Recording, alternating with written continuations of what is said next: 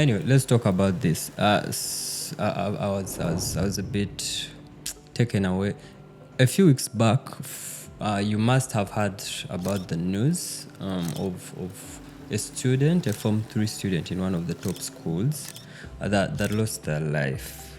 Allegedly, the preliminary findings mentioned that they had committed suicide. The school has come out to clarify on those issues, and I'll just read their statement, so that I don't paraphrase. So the school says, initially we believed that the student's death was a result of suicide. However, after a thorough investigation, we have learned that the circumstances surrounding their death were different from what we initially thought. It is with great sadness and regret that we must inform you that the death was a result of an act of violence perpetrated by a fellow student. Now, that's account one. And we send our deepest condolences to the family, friends, and loved ones. Now, there's something else that also caught my attention. Again, in the same month of love, another parent came up and stated this. I'll also read some of what was stated. So a certain parent withdrew their children, or they pulled their children out of a certain school. And they start with, why I pulled my child out of the school after 17 days. And the reasons they give were associated with, they say, I'll quote again, overcrowded dormitories and neglected students, the dormitories are severely congested, and the overworked matrons, academic segregation. They mentioned that the congestion at the school clinic is another story. They pulled out their student or their child because of a culture of secrecy, poor communication, and intimidation. They mentioned that the school lacked transparency and a shroud of secrecy hung over everything. There was a lot to hide. So those are two parents, and those are two stories that caught my attention, and this got me thinking. Welcome to the Fireplace Podcast.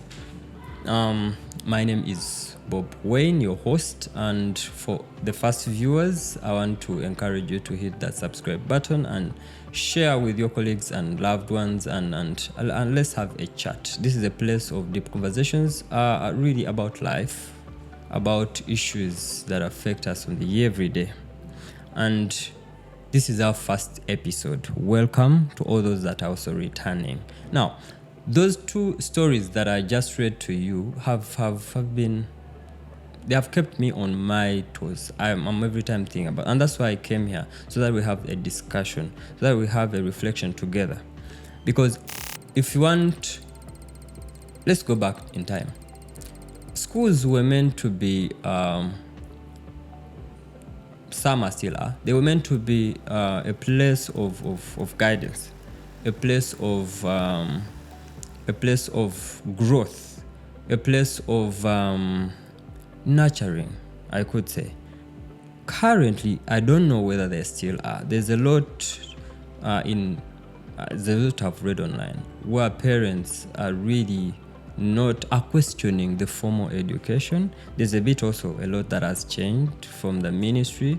We've had the results of some of our candidates come back, and it's been all over.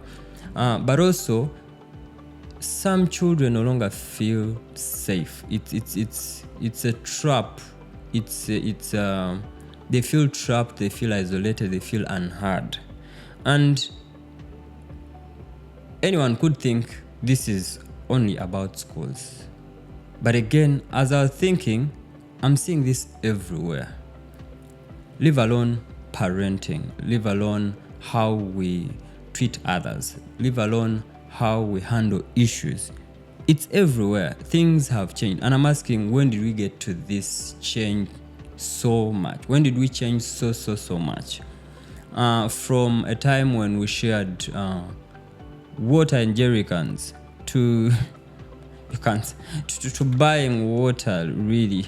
Of course, some of the things are quite good, but again, it's good change, it's good growth. But again, there are questions. There are questions to some of the things that are happening. And to ask, to bring this to you closer is, what do you do when you want to know if your loved one, if your neighbor is doing well? Do you go out to them, even when they are next to you, probably on the same building or in the same vicinity? What do? You will check their WhatsApp status. That's how things have changed. Literally, if they have not posted for probably on their status for the last 2 days, then you know they are not okay. Back then, things were totally different. You had to go to them, you had to know how they were doing, you had to visit them. It was something very intentional. How are you doing? How are you handling things? That's how back then things were. And our first episode today, I want us to discuss the versus the now. Have we really changed for good or for the good? For good, we can't go back. For the good, because we want to correct things. And I started with schools, but this is everywhere. Our relationships, our families, how we handle issues. And I'm scaling and pushing this to every boundary because it is true. And let's look at the young, because we mentioned about the children. You know, back in the day, a long time ago, allow me take you back, we knew that if you woke up early, you had chores. You had you would probably, you had firewood to fetch, or you had cows to milk for those who come from that side, or you had a garden to till, or you had to go and dig. Yes. And it was a sign of discipline. It was because you had to be engaged. Lately, what happens when a young person, or when a man wakes up, and man to mean human, of course, for man and female, what happens? Straight on TikTok as far as 4-5. And I'm speaking the waking up hours. I'm not even driving you to the fact that some people sleep as at that time. Of course, I've seen very many of the young on TikTok doing, you wake up in the middle of the night, and of course I'm now also, I'm also part of this now. So you wake up and then there's a live notification of someone at that time. Back in the day, things were totally different. Right now, things are different. People no longer, of course, now go to work in the name, of course, of working off remotely. So it's true. To an extent, it's not true. In terms of culture, which kind of culture is it? Has it brought up a culture of, are we, of course, the classic question of, are young people lazy?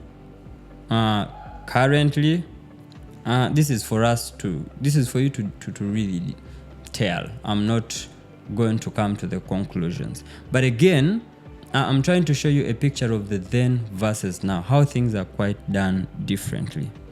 Because then it meant that you were nurturing a child in responsibility, in hard work, in knowing. But again, things have changed, and soft life is it. The cultures to do with looking ahead are no longer it. We have YOLO right now. You only live once, so enjoy yourself. This is your time to shine. There's a lot that is the young. I'm speaking to the young, about the young, because most of our people are young. If our citizen is young, and that is just one of the examples. You see, back in the day, again, I will take you to the relationships, since we also talked about the area of parenting and how we grew up. So back in the day, parenting or relationships, even before we get to being the parenthood, relationships were a commitment. And I'm speaking overly, whether romantic or not. It was a commitment. Lately, it is transactional. I can literally talk to that. That's why when we get to the area of marriage, the marriage or partners think they have a way out. They have any day it's contractual. I can be with you for a year, and if things are not going the way I want, I can get out. So you're seeing how things have totally changed from back then to now. Because when you look at our grandfathers and our fathers, there's a bit of togetherness. There's a bit of staying together to raise this child. Right now, we have very many single fathers and single mothers and relationship talk all over. Why? Maybe because of this transition. And we need to look at this transition and also interrogate it. Is it for good or for the good? Tell me your then and now in the comment section. But we need to look at some of these issues in terms of how we raised the child back then, in terms of how we related back then, in terms lately, in the story I read to you, the person that drew their children out of school mentioned about the lack of transparency, a lot of secrecy, people are no longer accountable, and that's very true lately. It's not just in school, it starts from this side. Lately, you will, I don't know the last person you gave your money to, but again, I can assure you it wasn't easy getting it back. It's that true, it's that factual, it's that open now that there's a lot to do with accountability, there's a lot of secret, there's a lot of lying around, because maybe that's what we have transitioned to. That's what we have nurtured in terms of culture and normed in terms of culture. I'll go back again to once upon a time. You see, in our culture, our cultures had firewalls. And as societies, we had firewalls. And I'm not talking about the computer bit. We had measures, safeguards. For example, if you entered a certain community, you had to report to the chairman. Everyone had to know who you are, where you're coming from, why. There was reason for everything, and everything had to be noted. You had to be a good neighbor, you had to be a good local, you had to get things done in a certain way. Currently, giving an example, let's say if there's an outbreak or there was an issue, a drum was beaten. There was a call for everyone, there was a meeting. There were procedures to mitigate the issue at hand. Currently, we are having a lot of issues that cannot be managed at community level. And now, for example, if we have a disease outbreak in that area, the ministry has to go on TV, they have to call everyone in terms of investors and funders to bring the monies to create a campaign. So literally, even just taking water, there's a full campaign on that. There's a full campaign on taking your medicine. There's a full campaign. But before we even get to taking medicine, this has also crossed my mind. Do you know that currently, when we're growing up, we're told you have to have 2 handkerchiefs, you had to keep clean. There's also all that talk. You literally grounded in the prevention aspect. Currently, you visit the restroom, and probably for a short one, there are also different kinds of people in. And then as you're done with your business, you're cleaning your hands, you're washing your hands. And someone who had gone for a long one just comes out and goes out. They don't clean their hands. And when you get out, they are hugging everybody. They're all huggy, they're all touchy. and you're wondering what is happening to us. And then when the sickness comes in, when the disease comes in and hits the society, we've suffered with a lot of contact diseases lately, from the COVIDs to the Ebolas and all that, and transmission is also at high. But getting back to the point is, when did we change to being and to getting off from the usual that we're doing? Was it for good, for the good? I think those are the questions, and you must have more. You could tell me in the comment section what you think. So it's been quite a ride, but again, looking back to, we need campaigns for certain things, reminders for certain things. It's quite disturbing to think about, from the parenting bit to how we are handling situations to right now. Maybe I'll ask back in the day, if your grandfather knows probably the professions, or they woke up early in the morning and went to the garden and then came back, and then they knew they had to provide for the family. I don't want to mention that because things have changed. Change to if you told your grandfather right now that, even some fathers, if you told them you're a content creator or your profession is even content creation, they would question every bit. But that's where we've got to a level where you educate your child, or you take your child to school 7 years down the road, 6 years down the road, those are how many? 13. And then they're at campus, they take probably 4 years of even 5 years. How many are those? We're already coming to, let's say, 13 plus the 4, maybe around 15, 17. You're already there, and a child is telling you they want to do content creation. That's how we've shifted and gone to. That's the level we're at right now. And now the question of, what does that mean? For a parent, it does not make sense, but again, we still have content creators who are making some good money on the market. The question is, is that something you're open to as a parent? Is the shift for the good? But again, we also have to accept that we have to embrace the new normal. The question remains, do we drop the old wisdom? Is it for the good? Is it for good?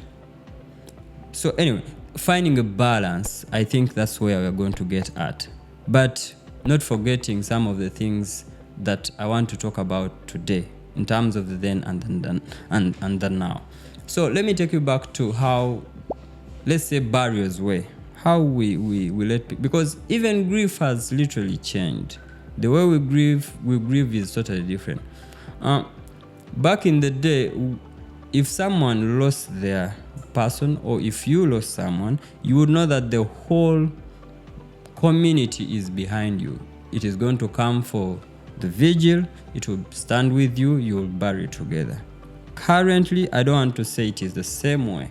And there were reasons for those things. There were reasons for such structure. There were reasons for such systems. Currently, it's totally different. It's a WhatsApp message, and then everything comes back to normal. Those who have gone and probably come through, there's a lot of Snapchatting, there's a lot of breaking story, there's a lot of that to do. And that is going to bring me back to again, the community bit that speaks to leadership and influence. You see, again, back in the day, a person to be, let's say, elected leader, we shall all agree that you had to be someone of influence, someone who had done something. And I mean something noticeable, something sometimes tangible. Currently, you might need to have or buy off some likes and following, and as long as that is also evident in terms of you are the most followed online, whether true or not, then you have the authority to hold the mic and convince people. But is that the reason as to why we are having issues as a society, as persons, as a country on a certain level? That is something for us to think about. And because of the transition, because of the fact that you no longer need to be someone of substance to come up and lead people, to come up and be at the front line. And this is for us also to gauge and see maybe things could be better. But again, the new normal is also supposed to tell us where we're going. Now, back to the bit of the congregating, the bit of coming together. You see, back in the day, a church was, I'm using church and mosques because also this is a holy month for the Muslims and the Christians. So you see, back in the day, it was such months were meant to also bring people back to God. They were meant, and these sacred places were sacred, like holy places. Right now, it's quite a bit different. I don't know whether you've seen it. Have you realized that people, I don't know the numbers, but again, each family now, personally, in our family, we all had to, Sundays, Saturdays, we all were preparing for that actual day of being in there. Of course, no phone, no gossip, no little chats. Focus is on God. Lately, things are quite different because churches have, and I'm speaking all sacred places and holy places, they have to tell us what's going on for us who probably have been so busy throughout the week. And maybe we'll not get there. I don't know whether it's laziness for the bit, but again, you have to look at it in the aspect of people go to these places to take pictures. It's a new normal now. We have to accommodate it. And there are questions around that because back in the day, things were totally different. Right now, people are opening these places for whatever motives and gains that they deem fit. And coming back to the young, because that's what our nation is. Again, I will take you back in time. So back in time, a young person who has been initiated, who has been groomed, for example, a young girl was groomed to be a mother, to take care of a home. A young boy was initiated maybe for certain cultures, taken to hunt, probably given leadership roles here and there if they were at the right age, preparing them to be a father. And I've seen this come back and cost us. There's a certain gentleman again online. He's been making rounds on X, formerly Twitter. He's an advocate for traditional parenting. He has started efforts around boys mentorship. You know him, those who know him. He's pushed the agenda, and when I joined the Uganda Online Readers Association, and I was trying to understand the reactions, of course mixed reactions, I've read and I've found certain people and parents who want and are asking, how can I bring my boy? How can I get my boy to such? Of course, for what some people right now call toxic parenting. They don't want to see, and that's something to also look at. But again, the now, something it has come to cost us because now it is a full business because Bob as a parent cannot raise their child the right way. So it will cost him if he really wants to probably raise them in the other way that we left, that we call toxic, to say. You'll have to pay some monies. And the gentleman has been doing great with those boys based on the reactions that I've read. But again, the other reactions show that no, it's not right. For example, again, talking about that element is when we're growing up, you would not stand in front of an old person. You know how they say it takes a whole village to raise, a child? You would not stand in front of an elder, in front of your uncle or father or who, and even say anything. Or probably there's a discussion going on and you want to be part of it. Who are opinionated? Who are you to even have a say? So that was back then. Right now, I can tell you a young boy, a young girl is free to use their platform, is free to use their mouth and stand and say, who said? It's the now. It's the now. You can ask questions. And whether it's good or bad, whether it's not appropriate or it is a transition. And probably based off the ecosystem that we are in, that is empowering. But also not forgetting that certain things like your gender are also in question. For example, he is male, she is female. The other bit could be, I'd rather not say. So there's a whole list. Back in the day, we knew there were only two. You had male and female. Right now, I'd rather not say. I would rather really not say. So there's a transition we're getting to. There's that then and now. And you let me know in the comments. Your then and now, some of the things that have really changed and shifted that you think probably are good or bad, or you let me know in the comment section. And I'll go back still to some of the things that we are doing and we did then. So you'll agree with me that, again, I'm going back to the influence bit and the leadership and the voice and the platform. So back in the day, for you, we all knew who had a platform. We all knew who the leader was. For example, right now, if you asked, you try it, your brother, sister, child, who the vice president, who the minister of education and sports, who the minister of tourism, if you ask them, you might find that they don't know most of these people. Back in the day, it was a song for us. When I was literally growing up, you had to know who the president is, who the prime minister is, who the vice president is, who the minister of education, because you're in school. It's quite fascinating how we have grown to change and things. I don't know whether probably the change is also affecting us in one or another,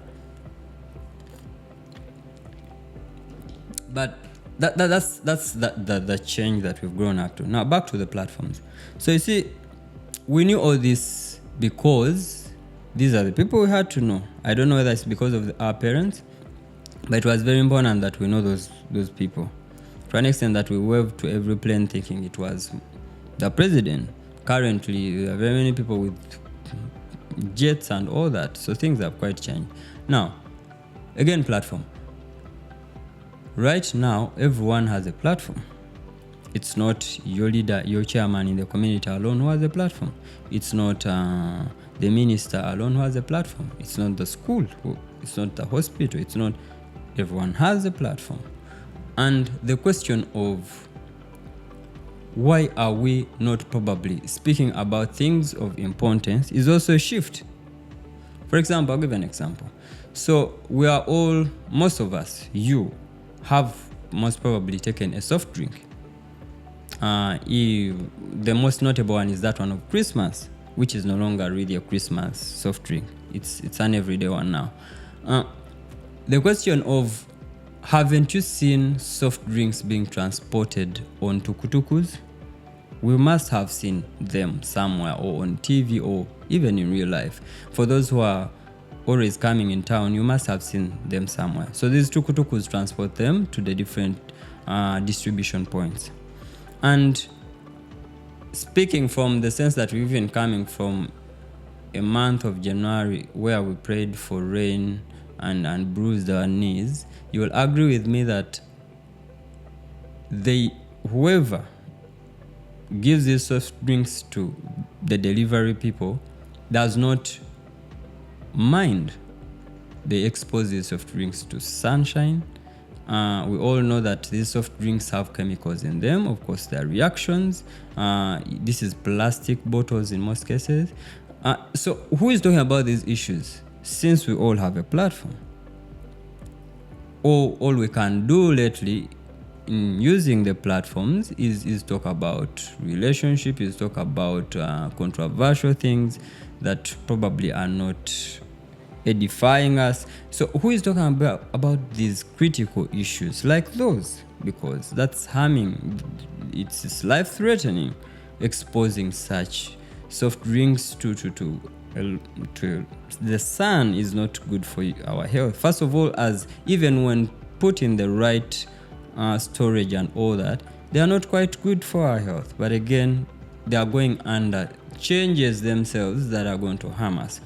Now, that's for the platform. I want to commend, use this platform to commend some of the young people. I think recently I saw a certain content creator who is also a doctor, who was as a doctor, mention about some. Okay, this is more dramatic. He mentioned, I will say you'll find him out. He mentions that what happened to the taste of some of these soft drinks, and he was particular about the one of Christmas that I said. He mentions that it was the one in the bottle does not taste as the one in the glass. What happened? What's wrong? And it could be the exposure that I've been talking about. He mentions, I know some of you even count rice. Okay, that's too much. But again, things have changed. To when we were younger, probably things were totally quite different in terms of even the bread. Some of you have already, I saw a complaint some months back to UNBS about bread. So anyway, is it the right time to use the platforms that we have in that now to speak about issues of importance? Is it the right time? And we need to go back in the day and see some of those things. Please don't stop. I want you to go down and we take that road of memory lane, and then we remind ourselves some of those things when we're growing up, some of the things that have changed that we really need to look at critically. So yes, that's the bit of the then versus now that we need to look at, and we need to look at it in every perspective. Really, we need to accept, I think, the old wisdom. We need to assess, and that is my perspective. We need to look back and look at, for example, I have talked about leadership, the role models we have right now. When I was growing up, I didn't have really a role model written. I didn't have a mentor written on, but I knew who I had to go to seek certain information. Right now, Google, ChatGPT, all these AI platforms have become our reference. Things to do with experience are no longer things that we really value. So it's a transition that we need to also look at and ask questions, of course. And the question I'm asking today is then versus now. Have we really changed for good, for the good? Or even is it because of just Wi-Fi, Is it because we have the latest devices? So we don't need people. We don't need to go back to the old. The old is so boring. But again, we need to look at, and there's an example. There's a video of a young. I think they're about to graduate. They are university students who were seeking internship. I don't know whether you've seen them. So when I was watching it, it was fascinating because they moved from different buildings and offices to different buildings applying. There's a stage at campus where you have to do internship.